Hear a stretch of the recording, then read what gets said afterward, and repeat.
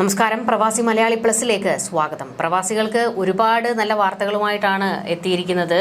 ഏറ്റവും പ്രധാനപ്പെട്ടതായിട്ട് UAE ദേശീയ ദിനമാണ്. അതിന്റെ ഒരു ആഘോഷമാണ് എല്ലായിടത്തും നടന്നുകൊണ്ടിരിക്കുന്നത്. ഈ ഒരു ആഘോഷം നടക്കുമ്പോൾ പോലും പ്രവാസികൾക്ക് ഒരുപാട് നല്ല ഗുണങ്ങളും അതിനോടൊപ്പം തന്നെ ഉണ്ട്. കാരണം പണമിടപാട് നടത്തുന്നതിനൊക്കെ ഒരു സാഹചര്യം, മികച്ച ഒരു സാഹചര്യം ഒരുങ്ങിയിരിക്കുകയാണ്. എന്തായാലും കൂടുതൽ വിശദമായ വാർത്തകളിലേക്ക് തന്നെ കടക്കാം. എന്താണ് ആദ്യത്തെ വാർത്ത? ഇന്ന് UAE ദേശീയ ദിനം. രാജ്യമെങ്ങും വിപുലമായ ആഘോഷ പരിപാടികൾ, പൊതു അവധി. 54ാമത് ദേശീയ ദിനാഘോഷത്തിന്റെ നിറവിലാണ് UAE. ഇന്നാണ് രാജ്യം ദേശീയ ദിനം ആഘോഷിക്കുന്നത്. ദേശീയ ദിനാഘോഷത്തിന്റെ ഭാഗമായി രാജ്യത്ത് 2 ദിവസം പൊതു അവധി പ്രഖ്യാപിച്ചിട്ടുണ്ട് എന്നുള്ളതാണ് ഏറ്റവും വലിയ കാര്യം.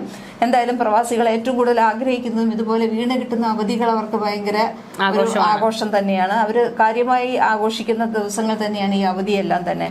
രാജ്യമെങ്ങും വിപുലമായ ആഘോഷ പരിപാടികളാണ് സംഘടിപ്പിക്കുന്നത്. ദേശീയ ഐക്യം, കൂട്ടായ്മയുടെ കരുത്ത്, ചൈതന്യം എന്നിവ പ്രതിഫലിപ്പിക്കുന്ന നിറങ്ങളിൽ നഗരവീഥികൾ അലങ്കരിച്ചിട്ടുണ്ട്. 54 വർഷത്തെ അടയാളപ്പെടുത്തുന്ന 54 രൂപങ്ങൾ അബുദാബി കോർണിഷ്, അൽമക്ത പാലം തുടങ്ങിയ റോഡുകളിലും പാലങ്ങളിലും സ്ഥാപിച്ചിട്ടുണ്ട്. KMCC, ഇന്ത്യൻ അസോസിയേഷൻ, ഷാർജ, ഓർമ്മ തുടങ്ങിയ പ്രമുഖ പ്രവാസി സംഘടനകൾ UAE ദേശീയ ദിനത്തോടനുബന്ധിച്ച് വിപുലമായ പരിപാടികളാണ് സംഘടിപ്പിക്കുന്നത്. Abu Dhabi Corniche Street, Al Khaleej Al Arabi Street, Sheikh Zayed Street, King Abdullah Street, Dubai Sheikh Zayed Road, Sheikh Mohammed bin Zayed Road, Sharjah Etihad Road തുടങ്ങി വിവിധ എമിറേറ്റിലെ പ്രധാന ഹൈവേകളും കേന്ദ്രങ്ങളുമെല്ലാം അലങ്കരിച്ചിട്ടുണ്ട്. UAE ദേശീയ ദിനം ഈ വർഷം ഈദുൽ ഇത്തിഹാദ് എന്ന പേരിലാണ് ആഘോഷിക്കപ്പെടുന്നത്. അന്തരിച്ച ഷെയ്ഖ് സായിദ് ബിൻ സുൽത്താൻ അൽ നഹ്യാന്റെ കാഴ്ചപ്പാടിലും നേതൃത്വത്തിലും 1971 ഡിസംബർ 2-ന് 7 എമിറേറ്റുകൾ ഒന്നിച്ചതിന്റെ ഓർമ്മ പുതുക്കലാണ് ഈദ് അൽ ഇത്തിഹാദ്. ഈ വർഷത്തെ രാജ്യവ്യാപകമായ ആഘോഷങ്ങളുടെ തീം യുണൈറ്റഡ് ആണ്. ഇന്ന് UAE ഉടനീളമുള്ള സ്ഥലങ്ങളിൽ ഈദ് അൽ ഇത്തിഹാദ് ആഘോഷങ്ങളും ഔദ്യോഗിക ചടങ്ങുകളും തത്സമയം കാണാൻ സാധിക്കും. Dubai Al Khawaneej, global village, Dubai festival city mall എന്നിവിടങ്ങളിൽ ചടങ്ങ് കാണാൻ ആളുകൾക്ക് ഒത്തുചേരാവുന്നതാണ്. ദുബായ് ഫെസ്റ്റിവൽ സിറ്റി മാളിലെ ഫെസ്റ്റിവൽ ബേയിൽ എമിറാത്തി ഗായിക നടി ബൽഖീസ് ലൈവ് കൺസേർട്ട് നടത്തുന്നുണ്ട്. അപ്പോൾ വളരെ വലിയ ഒരു ആഘോഷം തന്നെയാണ് നടക്കുന്നത്. പൊതുവെ തന്നെ പ്രവാസികൾ എല്ലാവരും തന്നെ ഈ മാതിരി ആഘോഷങ്ങളിലേക്ക് ഇങ്ങനെ നഗരങ്ങളിലേക്ക് ഒഴുകിയിറങ്ങി അതിൽ പങ്കുചേരുന്ന ഒരു പതിവ് പ്രവാസികൾക്ക്. അത് മാത്രമല്ല, ഈ മലയാളികളെ സംബന്ധിച്ചിടത്തോളം അവർക്ക് ഈ അറബ് മണ്ണെന്ന് പറയുന്നത് അവരുടെ മറ്റൊരു വീടാണ്. അപ്പോൾ അവിടെ ആഘോഷിക്കാൻ കിട്ടുന്ന ഒരു സമയം നമുക്ക് അവരും അത് ഏറ്റവും കൂടുതൽ എൻജോയ് ചെയ്യുന്ന സമയം തന്നെ. എന്തായാലും എല്ലാവരും അത് എൻജോയ് ചെയ്യുക. അടുത്ത വാർത്ത. കുവൈറ്റിൽ പുതിയ ലഹരി വിരുദ്ധ നിയമം ഡിസംബർ 15 മുതൽ പ്രാബല്യത്തിൽ. ലഹരി മാഫിയയ്ക്ക് വധശിക്ഷ വരെയാണ്. ലഹരി വസ്തുക്കളും സൈക്കോട്രോപിക് വസ്തുക്കളും കൈകാര്യം ചെയ്യുന്നതിനും അവയുടെ ഉപയോഗവും കടത്തും നിയന്ത്രിക്കുന്നതുമായി ബന്ധപ്പെട്ട പുതിയ നിയമം ഡിസംബർ 15 മുതൽ പ്രാബല്യത്തിൽ വരും. സമൂഹത്തെ സംരക്ഷിക്കുന്നതിനുള്ള നിയമപരമായ നിശ്ചയദാർഢ്യത്തിന്റെ പുതിയ ഘട്ടത്തിലേക്ക് രാജ്യം പ്രവേശിച്ചതിന്റെ സൂചനയാണിതെന്ന് ആഭ്യന്തരമന്ത്രി Sheikh Fahad Yusuf Saud Al Sabah പറഞ്ഞു. പുതിയ നിയമം ഔദ്യോഗിക ഗസറ്റിൽ പ്രസിദ്ധീകരിച്ചു. 13 അധ്യായങ്ങളിലായി 84 ആർട്ടിക്കിളുകളിൽ ഉൾപ്പെടുന്ന ഈ നിയമം 2025 ഡിസംബർ 15 മുതൽ പ്രാബല്യത്തിൽ വരും. സമൂഹത്തിന്റെ സുരക്ഷ തകർക്കാൻ ശ്രമിക്കുന്നവരോട് ഒരു ദാക്ഷിണ്യവുമില്ലാതെ മയക്കുമരുന്നിനെതിരായ യുദ്ധം മന്ത്രാലയം തുടരുമെന്ന് ഷൈഖ് ഫഹദ് വ്യക്തമാക്കി.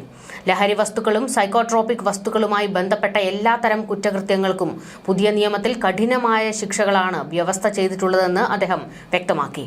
മയക്കുമരുന്ന് ഇറക്കുമതി ചെയ്യുന്നവർ, കടത്തുന്നവർ, നിർമ്മിക്കുന്നവർ, കൃഷി ചെയ്യുന്നവർ എന്നിവർക്ക് വധശിക്ഷ, ജീവപര്യന്തം തടവ്, 20 ലക്ഷം കുവൈറ്റ് ദിനാർ വരെ പിഴ എന്നിവ ഉൾപ്പെടെ കഠിനമായ ശിക്ഷകളുള്ള ഈ നിയമം രാജ്യത്തിന്റെ നിയമ ചട്ടക്കൂടിനുള്ളിലെ ശക്തമായ പ്രതിരോധ സംവിധാനമായിരിക്കുമെന്നും അദ്ദേഹം പറഞ്ഞു. നമുക്കറിയാം, പൊതുവെ ഇത്തരത്തിലുള്ള കുറ്റകൃത്യങ്ങൾ അതൊന്നും വെച്ചുപൊറപ്പിക്കുന്ന രാജ്യങ്ങളല്ല ഈ ഗൾഫ് രാജ്യങ്ങളൊക്കെ. കടുത്ത ശിക്ഷകളാണ് അതിനൊക്കെ. അതുകൊണ്ട് തന്നെ അവിടെ അത്രത്തോളം വലിയ കുറ്റകൃത്യങ്ങളും ഇല്ല. അടുത്ത വാർത്ത നല്ലൊരു വാർത്തയാണ്. UAE പ്രവാസികൾക്ക് ചാകരയാണ്. പണം അയക്കാൻ ഏറ്റവും നല്ല സമയം. UAE പ്രവാസികൾക്ക് വളരെ നല്ല മാസമാണ് ഇപ്പോൾ പിറന്നിരിക്കുന്നത്. ഇന്ത്യൻ രൂപയുടെ മൂല്യം കുത്തനെ ഇടിയുകയാണ്. ഇത് സത്യത്തിൽ നല്ലതല്ല, പക്ഷെ പ്രവാസികളെ സംബന്ധിച്ച് ഇത് വളരെ ഒരു വമ്പൻ ലോട്ടറിയാണ്. ശമ്പളം കിട്ടിയാൽ എത്രയും വേഗം നാട്ടിലേക്ക് അയക്കാം. കാരണം മാസത്തിന്റെ ആദ്യം തന്നെയാണ് ഇത് സംഭവിച്ചിരിക്കുന്നത്. ശമ്പളം കയ്യിൽ കിട്ടുന്ന സമയമാണ്. ഇന്ത്യൻ രൂപ ചരിത്ര ഇടിവിലാണ് ഇപ്പോൾ ഉള്ളത്. ഇനിയും ഇടിഞ്ഞേക്കുമെന്നും പറയപ്പെടുന്നുണ്ട്. എങ്കിലും അവസരം മുതലെടുത്ത് കൂടുതൽ പ്രവാസികൾ നാട്ടിലേക്ക് പണം അയക്കുമെന്നാണ് പ്രതീക്ഷ. 2 ആഴ്ച മുമ്പ് രൂപ ഏറ്റവും ഇടിഞ്ഞത് ഡോളറിനെതിരെ 89.49 എന്ന നിരക്കിലേക്ക് എത്തിയിരുന്നു. എന്നാൽ ഇന്ന് അത് 89.59 വീണ്ടും താഴേക്ക് പോയി. ഇത് മറ്റ് കറൻസികളുടെ മൂല്യം കൂടാൻ കാരണമായിട്ടുണ്ട്. GCC രാജ്യങ്ങളിലാണ് ഇന്ത്യൻ പ്രവാസികൾ കൂടുതലുള്ളത്. Saudi Arabia, UAE, Qatar, Kuwait, Oman, Bahrain തുടങ്ങിയ രാജ്യങ്ങളിലുള്ളവർക്കെല്ലാം നാട്ടിലേക്ക് പണം അയക്കാൻ ഇപ്പോൾ ഏറ്റവും നല്ല സമയമാണ്. എന്താണ് രൂപയുടെ മൂല്യം ഇങ്ങനെ തുടർച്ചയായി കുറയാൻ കാരണമെന്ന ചോദ്യം പൊതുവെ എല്ലാവരും ചോദിക്കാറുണ്ട്. എന്തുകൊണ്ടാണ് ഇന്ത്യക്ക് ഇങ്ങനെ സംഭവിക്കുന്നത്? റിസർവ് ബാങ്ക് രൂപയുടെ മൂല്യം പിടിച്ചു നിർത്താനുള്ള ശ്രമം വളരെയധികം നടത്തുന്നുണ്ട്. പക്ഷെ അത് ഫലം കാണുന്നില്ല. രൂപയിലെ ഇടപാട് ഒഴിവാക്കി നിക്ഷേപകർ പിന്മാറുന്നതാണ് പ്രധാന കാരണമായിട്ട് ഇതിന് പറയുന്നത്. അമേരിക്കയും ഇന്ത്യയും തമ്മിലുള്ള വ്യാപാര കരാർ സാധ്യമാകാത്തതും തിരിച്ചടിയായിട്ടുണ്ട്. ഇന്ത്യയുടെ വ്യാപാര കമ്മി വർദ്ധിക്കുന്നതും രൂപ താഴാൻ കാരണമാണ്. ഇന്ത്യയുടെ GDP സെപ്റ്റംബർ പാദവാർഷിക കണക്കിൽ 8.2% ഉയർന്നിരിക്കുകയാണ്. നേരത്തെ പ്രതീക്ഷിച്ചിരുന്നത് 7.3% GDP വളർന്നു. പക്ഷേ രൂപയുടെ മൂല്യം ഇടിയുന്നതുകൊണ്ട് GDP വളർന്നതിന്റെ നേട്ടം കൊയ്യാൻ സാധിക്കാതെ വരുന്നൊരു സമയമാണ് ഇപ്പോൾ. അമേരിക്കയും ഇന്ത്യയും തമ്മിലുള്ള വ്യാപാര കരാർ വൈകുന്നത് തന്നെയാണ് ഇതിന് പ്രധാന കാരണമായിട്ട് പറയുന്നത്. ഈ പ്രവാസികൾക്ക് ലോട്ടറി എന്നൊക്കെ പറഞ്ഞപ്പോഴത്തേക്ക് നമ്മുടെ ഇവിടെ ഉള്ളവരുടെ അവസ്ഥ വളരെ പരിതാപകരമാകുകയാണെങ്കിലും അവർക്ക് കിട്ടുന്ന അവസരങ്ങൾ വിനിയോഗിക്കട്ടെ. എത്രയും പെട്ടെന്ന് ഇനിയും ഇതിൽ കാര്യങ്ങളുണ്ട്. UAE ദീർഘത്തിന്റെയും ഇതുണ്ടല്ലോ, രൂപ ഇടപാട്. UAE ദിർഹം രൂപ ഇടപാട് കൂടി ഇതിന് കാരണമാണത്. ഇന്ത്യയുടെ പ്രധാന കയറ്റുമതി അമേരിക്കയിലേക്കാണ്. താരിഫ് ഉയർത്തിയത് കാരണം ഇന്ത്യൻ കയറ്റുമതിക്കാർ വലിയ പ്രതിസന്ധി നേരിടുന്നുണ്ട്. കയറ്റുമതി നഷ്ടത്തിലേക്ക് കൂപ്പുകുത്തുകയും ചെയ്തു. കയറ്റുമതി ശക്തമായാൽ മാത്രമേ ഇനി ഒരു രക്ഷയുള്ളൂ. അതിനാണ് അമേരിക്കയുമായി വ്യാപാര കരാറിന് വേണ്ടി ചർച്ച നടത്തുന്നത്. ഇക്കാര്യത്തിൽ ഈ മാസം ഫലം കാണുമെന്നാണ് പ്രതീക്ഷ. കരാർ സാധ്യമായില്ലെങ്കിൽ ഇന്ത്യയുടെ കയറ്റുമതി കൂടുതൽ പ്രതിസന്ധിയിലാകും. കയറ്റുമതി ശക്തിപ്പെട്ടില്ലെങ്കിൽ ഇന്ത്യയുടെ വ്യാപാര കമ്മി വർദ്ധിക്കും. കയറ്റുമതിയേക്കാൾ ഇറക്കുമതി ചെലവ് കൂടുന്ന അവസ്ഥയാണിത്. രാജ്യത്തിന്റെ പണം വിദേശത്തേക്ക് ഒഴുകാൻ കാരണമാകുന്ന അവസ്ഥ. മാത്രമല്ല, ഓഹരി വിപണിയിൽ ഇന്ത്യൻ ഓഹരികൾ കൂട്ടത്തോടെ വിറ്റഴിച്ച് വിദേശ നിക്ഷേപകർ മറ്റ് വിപണി തേടിപ്പോകുന്നതും ഒരു തിരിച്ചടിയാണ്. UAE ദിർഹത്തിന് 24.35 രൂപ എന്ന നിരക്ക് നവംബറിൽ രേഖപ്പെടുത്തിയിരുന്നു. നവംബർ 28-ന് 24.40 ഇപ്പോൾ വീണ്ടും രൂപ ഇടിഞ്ഞത് UAE പ്രവാസികൾക്ക് നേട്ടമാണ്. അവർ ഇപ്പോൾ നാട്ടിലേക്ക് പണം അയച്ചാൽ നേരത്തെ കിട്ടിയതിനേക്കാൾ തുക കയ്യിലെത്തും. അതായത് 2 മാസം മുൻപ് 1000 ദിർഹം നാട്ടിലേക്ക് അയക്കുമ്പോൾ കിട്ടിയ തുകയേക്കാൾ അധികം ഇപ്പോൾ കിട്ടും. അതുകൊണ്ട് തന്നെ പ്രവാസി പണം ഇത്തവണ കൂടുതൽ നാട്ടിലെത്തും. 2024 ലോകത്തെ ഏറ്റവും കൂടുതൽ പ്രവാസി പണം വന്ന രാജ്യം ഇന്ത്യയായിരുന്നു. മൊത്തം പണം അയക്കലിന്റെ 14% ഇന്ത്യയിലേക്കായിരുന്നു. അങ്ങനെ ഒരു നേട്ടവും നമുക്കുണ്ട്.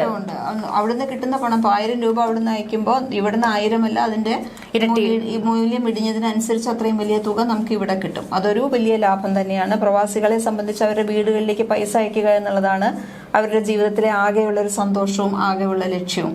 അത് അവർക്ക് ഏറ്റവും കൂടുതൽ പറ്റുന്ന ഒരു സമയമാണ് ഇങ്ങനെ രൂപയുടെ മൂല്യം ഇടിഞ്ഞു വരുമ്പോൾ സംഭവിക്കുന്നത്.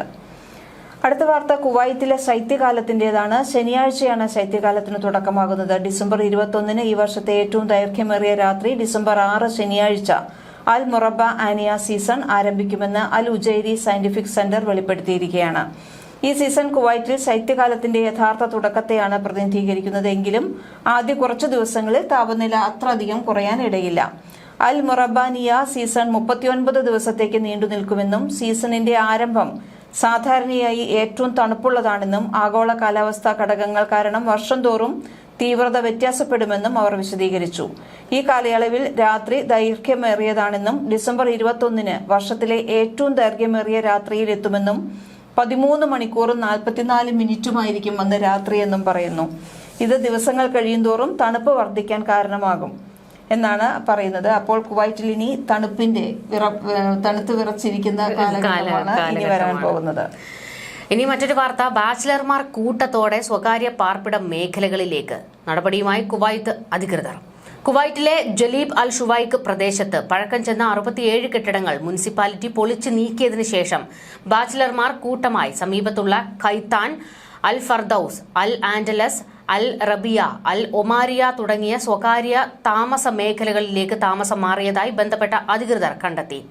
ഈ പ്രദേശങ്ങളിലെ പൌരന്മാരുടെ സുരക്ഷയും സൌകര്യവും സംരക്ഷിക്കുന്നതിനായി ഈ കുടിയേറ്റത്തെ നേരിടാൻ ബന്ധപ്പെട്ട അധികാരികൾ നടപടികൾ ആരംഭിച്ചു.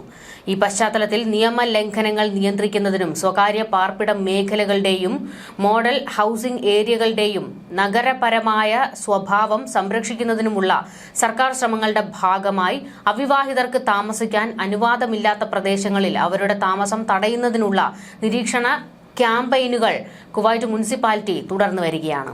നമ്മൾ ഇവിടെയൊക്കെ ഉള്ളതുപോലെ എവിടെയെങ്കിലുമൊക്കെ ടെന്റ് കെട്ടി താമസിക്കാനൊന്നും കഴിയില്ല. അവിടെ അതിൻ്റെതായിട്ടുള്ള നിയമങ്ങളൊക്കെ ഉണ്ട്. അപ്പോൾ ആ നിയമങ്ങളും ചട്ടങ്ങളും ഒക്കെ പാലിച്ചേ താമസ സൗകര്യങ്ങളൊക്കെ പാടുള്ളൂ എന്നുള്ളതാണ്. അല്ലാതെ നമ്മുടെ ഇവിടെ കാണിക്കുന്നത് പോലെ പുറത്തു പോയി എല്ലാം ചെയ്തു കഴിഞ്ഞാൽ പണി കിട്ടും.